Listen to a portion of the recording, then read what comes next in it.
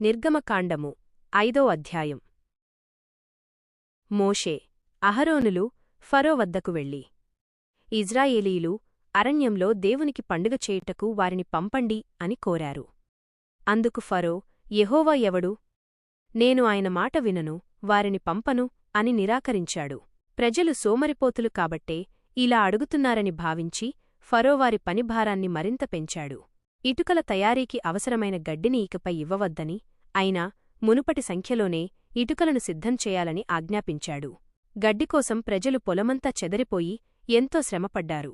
పని పూర్తి కానప్పుడు ఇశ్రాయేలీల అధికారులను ఐగుప్తీయులు కొట్టారు. ఆ అధికారులు ఫరోకు మొరపెట్టుకున్నా ఫలితం లేకపోయింది.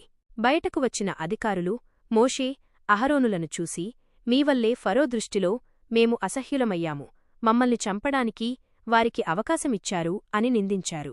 అప్పుడు మోషే వేదనతో దేవుని దగ్గరకు వెళ్లి, ప్రభువా, నన్ను పంపినప్పటినుండి ఫరో ప్రజలను మరింత హింసిస్తున్నాడు తప్ప నీవు నీ ప్రజలను విడిపించలేదు అని మొరపెట్టుకున్నాడు.